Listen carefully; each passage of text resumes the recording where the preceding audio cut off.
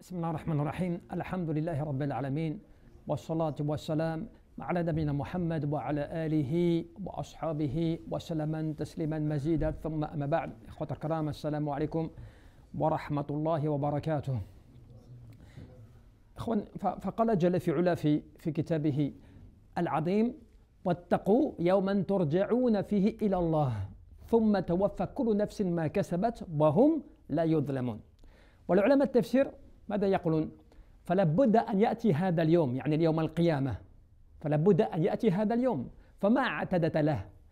Vous savez, Allah Jalla fi'ula nous rappelle dans le Coran un verset où il nous dit « Et craignez le jour où vous serez tous ramenés à lui ». Et ce jour-là, chaque âme sera jugée par rapport à ce qu'elle a réalisé. Et les savants nous disent que incontestablement, ce jour-là, il va venir. Incontestablement, l'être humain, il va rencontrer ce jour-là. Donc, qu'as-tu préparé pour cela? Parce que les ulama de tafsir, qu'est-ce qu'ils te disent? هذه الآية العظيمة من آخر ما نزل من القرآن وجعلت خاتمة لهذه الأحكام والأوامر والنواهي. Ce verset, c'est l'un des derniers versets qui a été révélé au prophète sallallahu alayhi wa sallam. On dit que quand il a reçu ce verset, quelques jours après, il est décédé. Et ce verset, donc, pourquoi est-ce que ce verset, quelque part, il a de l'importance? Parce que Allah Jalla fi'ala, il te mentionne dans ce verset de le craindre, wattaqu, mais pas simplement directement, wattaqu yawman, craignez un jour, qui veut dire craindre Allah subhanahu wa ta'ala, le fait où tu vas te présenter devant Allah azza wa jal, un jour où tu seras ramené à Allah subhanahu wa ta'ala, un jour où vous serez ramenés donc à Allah Jalla fi'ala tous, sans aucune exception, mais surtout, chaque âme, eh bien, c'est là qu'elle sera jugée. Tout ce que tu as fait, ce à quoi tu t'es adonné, et ainsi de suite. Donc, ce verset, il est important parce que finalement, ce verset, il venait dire aussi, eh bien, il n'y aura plus, donc toutes les règles, maintenant, désormais, les règles, les interdictions, les obligations, tout est acté. Il n'y a plus rien à dire, si je puis dire. Comme dans le verset, Al-yawma akmaltu lakum dinakum wa atmamtu alaykum ni'mati wa raditu lakum al-islam dina. Allah Jalla fi'ala, il n'a pas rachevé sa religion. Et il nous a accordé de sa grâce et a fait de l'islam notre religion. Donc ce qui veut dire que désormais, il n'y a plus rien. وَفِيهَا كَذَلِكَ يعني الآيات في كتاب الله عز وجل يعني الوعد على الخير والوعيد على فعل الشر. Tu as désormais dans le livre d'Allah Jalla fi'ala, eh bien, tous les avertissements qui sont liés au fait, ou plutôt les appels qui sont liés au fait de faire le bien, et tous les avertissements qui sont liés au fait de faire le mal. Donc, tout désormais est réuni dans le livre d'Allah Jalla fi'ala. Il n'y a plus rien qui manque. Donc, cela veut dire maintenant que tout est complet et que vous avez tout entre vos mains, eh bien désormais vous devez craindre le jour où vous serez ramené à Allah Jalla fi'ala. La chose, c'est qu'on t'interpelle, وَاتَّقُوا يَوْمًا تُرْجَعُونَ فِيهِ إِلَى اللَّهِ. Vous serez ramené à Allah Jalla fi'ala et chaque âme sera rétribuée par rapport à quoi? À tout ce que vous deviez faire, toutes les obligations. Et c'est comme cela que Ali, le calife de l'islam, Ali, qu'est-ce qu'il disait? Il disait إِنَّمَا أَخْشَى عَلَيْكُمْ أَثْنَتَيْنِ. Ce que je crains le plus pour vous, c'est deux choses. طُولَ الْأَمَالِ وَاتَّبَعْ الْهَوَى. Le fait d'espérer une longue vie et le fait de suivre ses passions. Pourquoi? Il disait أما طول الأمال ينسي الآخرة واتبع الهوى يصد عن الحق. Parce que le fait que tu espères que tu vas vivre longtemps et que tu as le temps pour vivre, qu'est-ce qui se passe? Eh bien, tu oublies l'au-delà. Tu oublies l'au-delà. C'est comme celui qui, lorsqu'il a beaucoup d'argent et qu'il est riche, eh bien, il oublie la pauvreté. Lorsque la personne, elle est dans l'aisance et qu'elle consomme beaucoup de choses, je veux dire que tout est facile pour elle, eh bien souvent, elle a tendance à oublier ce qu'elle pourrait perdre. Comme celui qui a beaucoup d'argent, beaucoup de biens, beaucoup de cela, eh bien il oublie la pauvreté, il oublie le fait que demain, Allah Jalla fi'ala peut lui couper ceci, lui couper cela, parce que tu as beaucoup. Tu as beaucoup. Mais quand tu fais attention à ce que tu as, ce qui ne veut pas dire qu'il ne faut pas que tu aies beaucoup, tu peux avoir beaucoup, mais tu fais attention que peut-être tu peux perdre cela, qu'il faut que tu donnes et ainsi de suite, et bien là, tu vas profiter de cela en réfléchissant. Et donc il te disait, ad-dunya قد ارترحت مدبرة والآخرة مقبلة فلكل واحدة منهما بنون فكونوا من أبناء الآخرة ولا تكونوا من أبناء الدنيا. فاليوم عمل ولا حساب وغدا حساب ولا عمل. Et donc il te disait, parce que ce bas monde, il est déjà parti. Dans le sens où quand tu vis, en réalité, tu consommes ad-dunya. Tous les jours, ton quota de vie, ton quota de temps à passer dans cette dunya, tous les jours, il se consomme. Comme une batterie. Tu as une batterie chargée depuis que tu es né. Et au moment où tu as commencé à vivre, la batterie tous les jours, elle diminue jusqu'à la fin. Eh bien, ad-dunya, il te disait, ad-dunya est déjà passé. Et l'au-delà est en train d'arriver. Donc l'air de dire que tu es en train de quitter ce bas monde et tu es en train de te rapprocher vers de l'au-delà. D'accord? Et il te disait, et chacun des deux mondes, c'est-à-dire al-akhirah, moi ad-dunya, ils ont des enfants. C'est une métaphore. C'est une métaphore. Les deux, ils ont des enfants. Et il te disait, soyez des enfants de l'au-delà, mais ne soyez pas des enfants de ce bas monde. Pourquoi? Parce qu'aujourd'hui, il n'y a pas de compte, mais tu œuvres. Mais demain, ce sera les comptes sans les œuvres. C'est comme ça qu'al-ulama al-hukama, qu'est-ce qu'il te disait? Ad-dunya daru amal, wal-akhirah daru jaza, faman lam ya'mal huna nadima hunak. يعني اليوم القيامة يوم لا ينفع مال ولا بنون إلا من أتى الله بقلب سليم. Ou bien الذي يخشون ربهم بالغيب وجاء بقلب منيب. C'est-à-dire que aujourd'hui, certains te disaient parmi les sages, ce bas monde c'est une demeure dans laquelle tu dois agir. C'est une demeure dans laquelle tu dois être dans l'action. Tu ne dois pas être dans la paresse, la fainéantise, l'inaction. Tu dois être dans l'action dans ce bas monde. Fait de dunya, c'est l'action. Et dans l'au-delà, c'est quoi? C'est la récompense. Et ensuite, après, il te disait, celui qui ne va pas agir, donc il ne va pas faire dans ce bas monde, qu'est-ce qui va se passer? Il va le regretter là-bas. C'est des regrets. An-nadam, tu vas regretter. Tu vas regretter de ne pas avoir fait ceci, de ne pas avoir fait cela, de ne pas avoir donné, de ne pas avoir prié, de ne pas avoir beaucoup jeûné. Tout ce que tu pouvais faire parmi al-khayrat ou al-ubudiyat, tout cela, ça va être des regrets. Même ceux, on raconte que même ceux qui étaient pieux, min al-muttaqin, parmi les pieux, même ceux qui avaient beaucoup d'œuvres et qui seront pieux, ils vont regretter de ne pas avoir fait plus. Tu vois, même ceux qui ont fait beaucoup, ils vont regretter de ne pas avoir fait plus. Alors imagine celui qui n'a pas fait beaucoup ou celui qui n'a rien fait. Si celui déjà qui est muttaqi, qui est pieux, il regrette de ne pas avoir fait plus, alors imagine celui qui n'a rien fait ou celui qui a fait un petit peu. Et donc c'est comme ça qu'on te dit, n'oubliez pas la mort parce que elle ne va pas vous oublier. Toi, tu peux oublier la mort, mais la mort, elle ne va pas t'oublier.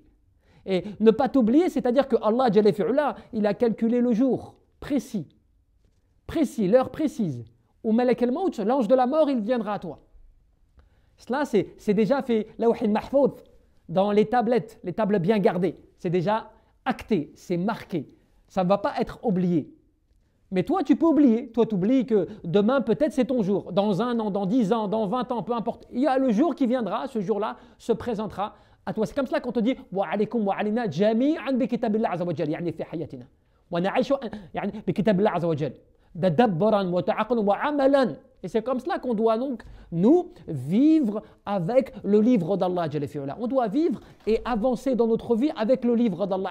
Parce que celui-ci, il va te conseiller, il va te guider, il va t'orienter. Comme dit Allah, وَلَقَدْ أَنزَلْنَا آيَةٍ مُبَيِّنَاتٍ وَاللَّهُ يَهْدِي مَنْ يَشَاءُ إِلَى الصِّرَاطِ الْمُسْتَقِيمِ.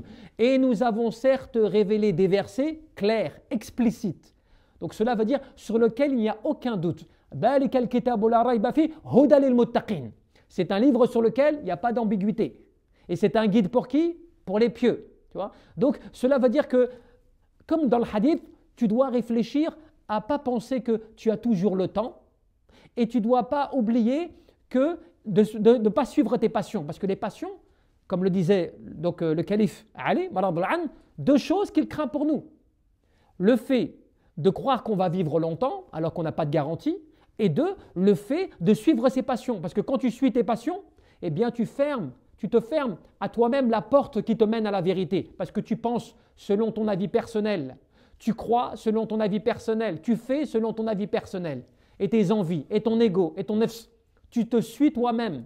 Tu ne suis pas la vérité. C'est cela la différence. Quand tu suis les passions, tu t'égares et tu te perds parce que là tu es en train de suivre toi-même, ta propre personne. Alors que lorsque tu suis la vérité, tu suis la voie d'Allah Jalla fi'ula. Celui qui sait ce qui est le meilleur pour toi dans ce bas monde, fi dunya wa fil akhirah. Et c'est comme cela que le prophète sallallahu alayhi wa sallam te disait quoi? La yazalu qalbu al-kabir shabban fi atnatayn. Et cela, ça nous servira à tous, pour ceux qui grandissent comme les anciens. Et il te disait quoi? Ne cessera dans le cœur de celui qui a pris de l'âge, et celui qui a pris de l'âge, ne cessera de rester dans son cœur toujours deux formes de jeunesse. Regardez bien la métaphore. Ne restera dans le cœur de celui qui vieillit toujours deux formes de jeunesse. Il disait quoi? Il disait يعني في حب الدنيا وطول الأمل. Il aura toujours dans son cœur l'amour de ce bas monde et le fait de croire qu'il va vivre longtemps. Et c'est vrai. L'être humain, même quand il prend de l'âge et qu'il grandit, tout cela et tout, eh bien en lui, il y a toujours cet attachement à ce bas monde qui reste quand même, ce n'est pas haram en soi, ce n'est pas interdit, mais il est toujours attaché. Et deux, le fait qu'il va croire qu'il a toujours le temps, qu'il a encore du temps devant lui, alors que cela, on ne le sait pas. Et c'est comme cela que, justement, Allah te rappelle que l'être humain, il se fait du mal à lui-même. C'est quelqu'un qui est versatile. En français, cela veut dire il change à chaque fois. Lorsqu'il est touché par ashar, eh bien, jazou'a, c'est quelqu'un qui, là, il commence à désespérer, il commence donc à s'énerver, à perdre patience. Et lorsqu'il y a du bien qu'il le touche ou bien qu'il s'enrichit, manou'a, c'est quelqu'un qui devient égoïste. Il commence à garder ses biens. C'est-à-dire que quelqu'un, quand il est riche, plus il est riche ou plus il a de l'argent, plus il a des biens, plus il pense à lui et il pense à ses intérêts. Il oublie que cela provient d'Allah Jalla fi'ula. Et lorsqu'il est pauvre ou qu'il est touché par des masa'ib, des calamités, eh bien, il commence à pleurer, à se plaindre. Oh Allah, accorde-moi, guide-moi, facilite-moi. Tu vois? Allah Jalla fi'ula, il a dit que l'être humain, il était jazu'a kadalik, c'est-à-dire versatile. En français, cela veut dire il change de position, comme ça, du jour au lendemain, selon ce qui le touche. Et l'al-musallin, en dehors de ceux qui s'adonnent à la prière. Tu vois, alladhina hum ala salatihim da'imun. Ce sont ceux qui, à chaque fois, ils tiennent à accomplir, à réaliser leur prière. Eux, ils n'oublient pas l'au-delà. Parce que des fois, tu penses à ces versets, tu as l'impression que Allah Jalla fi'ula, il te parle juste des as-salawat, les prières. Mais quand il te dit ala salatihim da'imun, cela veut dire qu'ils sont tellement dans la prière qu'ils n'oublient pas l'au-delà. C'est parce qu'ils n'oublient pas l'au-delà qu'ils sont assidus à la prière. Ce n'est pas pareil. Ils sont assidus à la prière, assidus à l'adoration d'Allah Jalla fi'ula, parce qu'ils n'oublient pas l'au-delà.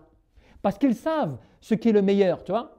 Alladina fi amwalihim haqqun ma'lum, yani ils sont ceux qui ne vont pas oublier de donner ce qu'il en est aux pauvres, à celui qui n'a rien, à celui qui est perdu et ainsi de suite.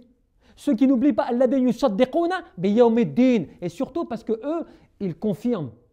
Ils disent que l'au-delà, c'est vrai, c'est quelque chose auquel on devra rendre compte. Demain, on va te présenter devant Allah Jalla fi'ula, et ainsi de suite. Et c'est comme ça qu'on oublie que la prière qu'on fait, alhamdulillah, bien sûr, c'est une obligation. On fait la prière, on va à la mosquée, on fait des choses comme cela. Mais la prière, elle est le rappel de l'au-delà et le fait de la description as-sifat qu'Allah Jalla fi'ula, il a donné de ceux qui ne perdent pas. Tu vois, le but visé, c'est quoi le but visé? C'est quoi l'objectif? L'au-delà, la récompense divine. Tu vois? Cela, il ne l'oublie pas. Et c'est comme cela que tu as un récit d'un des tabi'in, parmi ceux qui était un des élèves de Abdullah ibn Abbas, parmi les grands, de ceux qui ont suivi les compagnons.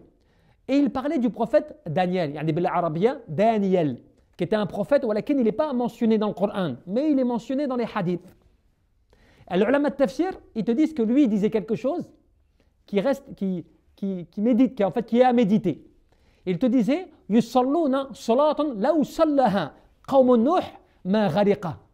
Ils font la prière en faisant référence à ceux qui priaient. Ils font la prière et cette prière-là, si le peuple de Nuh avait fait cette prière, il n'aurait pas été noyé. Wa qawmun yani Ad ma unzilat alayhim Arihu al-Aqim. Et si le peuple de Ad n'avait pas négligé cette prière, eh bien il n'aurait pas subi le vent glacial qui les a punis. وكذلك يعني قوم ثمود et le peuple de Thamoud, de la même manière, ما أخذتهم الصيحة. Eh bien, ils n'auraient pas subi bien, l'ouragan qui les a, ou le cri qui les a éliminés. Subhanallah. Regardez comment ce prophète Daniel, subhanallah, alayhi salam, il y a une histoire sur lui. Omar, il est raconté qu'à l'époque, après la mort du prophète sallallahu alayhi wa sallam, il y a des compagnons qui ont fait une expédition dans un des pays éloignés, près de l'Iran comme cela, d'aujourd'hui. Et là-bas, ils ont rencontré un peuple dans lequel il y avait à l'intérieur, comme une sorte de maison ou de maisonnette, un corps qui était allongé comme cela. Auprès d'eux, il y avait un livre. Et donc, ils sont partis voir ce que c'était. Ils ont commencé à prendre le livre. Il n'était pas écrit en arabe. Donc, Omar a demandé à ce que ce livre soit donc, lu ou traduit par l'un des compagnons qui était très connu, qui connaissait, qui maîtrisait les différentes langues. Et il dit, subhanallah, c'est un livre comme un livre divin, dans lequel est raconté toutes les histoires. Et Omar, il lui dit, quelle histoire par exemple il fait? Eh bien, toutes les histoires qui vous concernent, vous, les compagnons, ce qui s'est passé avant vous et ce qui va arriver dans le futur. Et en fait, après, ils ont un peu interrogé le peuple. On disait, mais ce corps-là, il est là depuis combien de temps? Apparemment, il est là au moins depuis 300 ans, depuis 300 années. Et il a été dit, selon Omar, que c'était le prophète Daniel. Et qu'est-ce qu'ils ont fait? Ils ont creusé 13 tombes dans lesquelles ils ont enterré ce corps et après ils ont tout refermé. Pourquoi? Pour ne pas que les gens sachent dans quelle tombe il était enterré, qu'après ils vont commencer à s'y adonner, l'adorer et autres et tout. Subhanallah. Et donc, on dit que ce prophète-là, c'est quelqu'un qui avait la science, l'ilm de l'interprétation des rêves. Mais regardez ce qu'ils ont trouvé et qui est un texte authentique, les ulama ont authentifié, donc qui veut dire que Omar aurait rencontré ce corps-là, tu vois, avec ces textes-là qui annonçaient, qui parlaient du passé, qui parlaient des compagnons et qui parlaient du futur, subhanallah, de ce qui allait arriver. Et cela pour dire comme quoi, nous, l'adorateur d'Allah, il se doit de se rappeler à quel point, quand le prophète sallallahu alayhi wa sallam reçoit un dernier verset comme cela, qui le prévient de le craindre alors que c'était le dernier verset, et il s'adresse à la Ummah, wattaqu, et craignez, tu vois, un jour où vous serez ramenés. Cela veut dire, comme Allah te dit, yawma la yanfa'u malun wa la banun illa man ata Allah biqalbin salim. Craignez le jour où ni les biens et ni les enfants ne seront d'aucune utilité. Cela veut dire, il n'y a rien que tu pourras prévaloir. Uthman, il disait quoi? Wa'alam man kana Allahu ma'ahu la yakhaf lam yakhaf shay'an. Celui qui est avec Allah ou bien que Allah est avec lui, il n'aura rien à craindre. Mais après il te disait wa ma kana Allahu alayhi falam yarju ba'dah. Mais celui qui a Allah contre lui, de qui il peut espérer alors, tu vois, de qui il peut implorer de personne. Et c'est pour cela que l'adorateur d'Allah, quand il réfléchit au verset, et la cause, asbab an-nuzul, la cause de la révélation des versets, le fait de ce dernier verset révélé au prophète sallallahu alayhi wa sallam quelques jours avant sa mort, tout cela et tout, ça te rappelle que même quoi que tu vives, quelle que soit l'époque, c'est cela aussi le miracle du Coran, c'est qu'il est révélé pour qu'il fonctionne pour toutes les communautés, tous les peuples, jusqu'à la fin des temps. Al-Qur'an, c'est la parole d'Allah Azza wa Jal. Et donc celui-ci, le croyant, il doit le prendre en compte, réfléchir sur les versets et la cause des révélations des versets pour qu'il puisse bien justement se préparer, agir, tu vois, mettre en action pour que justement, Yawm al-Qiyamah, comme on dit, le jour de la résurrection, il ne va pas oublier. Wallahu a'lam.